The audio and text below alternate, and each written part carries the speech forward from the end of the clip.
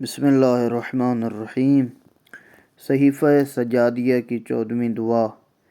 امام زین العابدین علیہ السلام پر جب کوئی زیادتی ہوتی یا ظالموں سے کوئی ناگوار بات دیکھتے تو یہ دعا پڑھتے: اے وہ ذات جس سے فریاد کرنے والوں کی فریادیں پوشیدہ نہیں، اے وہ ذات جو ان کی اعمال میں ان کی گواہیوں کی گواہ کا محتاج نہیں، اے وہ ذات جس کی نصرت مظلوموں کے ہم رکاب، جس کی مدد ظالموں سے بہت دور ہے۔ اے میرے معبود، تیرے علم میں ہیں وہ تکلیفیں جو مجھے فلاں بن فلاں سے اس کے تیری نعمتوں پر اترانے اور تیری گرفت سے غافل ہونے کے باعث پہنچی ہیں۔ جنہیں تو نے اس پر حرام کیا تھا وہ میری حد کی عزت کا مرتکب ہوا جس سے تو نے اسے روکا تھا۔ اے اللہ، رحمت نازل فرما محمد اور ان کی آل پر۔ اپنی قوت و توانائی سے مجھ پر ظلم کرنے والے اور مجھ سے دشمنی کرنے والے کو ظلم و ستم سے روک دے۔ اپنے اقتدار کے ذریعے اس کے حربے کند کر دے۔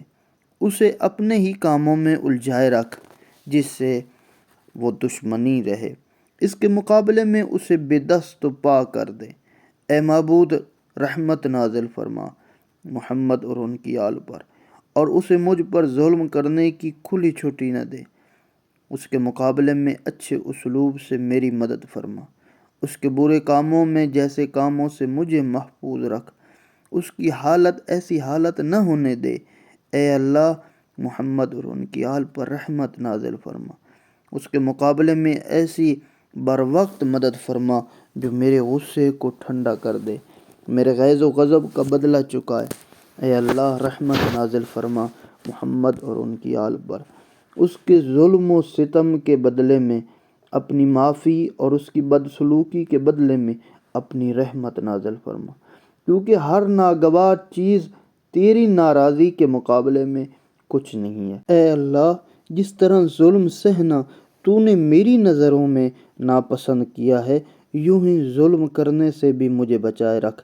اے اللہ، میں تیرے سوا کسی سے شکوہ نہیں کرتا اور تیرے علاوہ کسی حاکم سے مدد نہیں چاہتا، اور اگر کچھ مانگتا بھی ہوں تو تیری ذات سے ہی مانگتا ہوں۔ اے میری دعا کو قبولیت کا شرف بخش دے، میرے شکوے کو صورتحال کی تبدیلی سے جلد ہمکنار کر۔ میرا اس طرح امتحان نہ کرنا کہ تیرے عدل و انصاف سے مایوس ہو جاؤں۔ میرے دشمن کو اس طرح نہ آزمانا کہ وہ تیری سزا سے بے خوف ہو کر مجھ پر بار بار ظلم کرتا رہے۔ میرے حق پر چھایا رہے، اسے جلد از جلد اس عذاب سے روشناس کر جس سے تو نے ستمگروں کو ڈرایا دھمکایا ہے۔ مجھے قبولیت دعا کا وہ اثر دکھا دے جس کا تو نے بے بسوں سے وعدہ کیا۔ اے اللہ، محمد اور ان کی آل پر رحمت نازل فرما۔ مجھے توفیق دے کہ جو سود و زیاں تو نے میرے لیے مقدر کر دیا ہے اسے قبول کروں۔ جو کچھ تو نے دیا ہے، جو کچھ لیا ہے، اس پر مجھے راضی و خوشنود رکھ۔ مجھے سیدھے راستے پر لگا، ایسے کام میں مصروف رکھ جو آفت سے بری ہوں۔ اے اللہ، اگر تیرے نزدیک میرے لیے یہی بہتر ہو کہ میں تیری داد رسی کو تاخیر میں ڈال دے اور مجھ پر ظلم ڈھانے والے سے انتقام لینے کو فیصلہ کے دن اور دعوے داروں کے محل اجتماع کے لیے اٹھائے رکھے، تو پھر محمد اور ان کی آل پر رحمت نازل فرما۔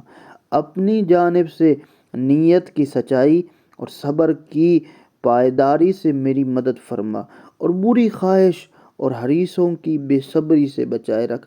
جو ثواب تو نے میرے لیے ذخیرہ کیا ہے اور جو سزا میرے دشمن کے لیے مہیا کی ہے، اس کا نقشہ میرے دل میں جما دے۔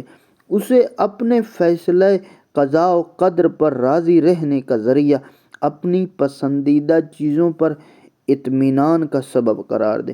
میری دعا کو قبول فرما۔ اے تمام جہان کے پالنے والے، بے شک تو فضل عظیم کا مالک بھی ہے اور تیری قدرت سے کوئی چیز باہر نہیں ہے۔ یہاں پر امام زین العابدین علیہ السلام نے اپنے دشمن کے حوالے سے یہ دعا ارشاد فرمائی، اور روایات میں ہے کہ اپنی زندگی کی آخری گھڑیوں میں اپنے فرزند حضرت امام محمد باقر علیہ السلام کو وصیت فرمائی، اے فرزند، اس عاجز و بے کس پر ظلم کرنے سے ڈرو جو تمہارے مقابلے میں اللہ کے سوا کوئی مددگار نہیں رکھتا۔ اسی طرح امیر المؤمنین کا بھی ایک فرمان ہے، وہ فرماتے ہیں کہ وہ گناہ کہ جسے نظر انداز نہیں کیا جا سکتا وہ بندوں کا ایک دوسرے پر ظلم و زیادتی کرنا ہے، جس کا آخرت میں سخت بدلہ لیا جائے گا۔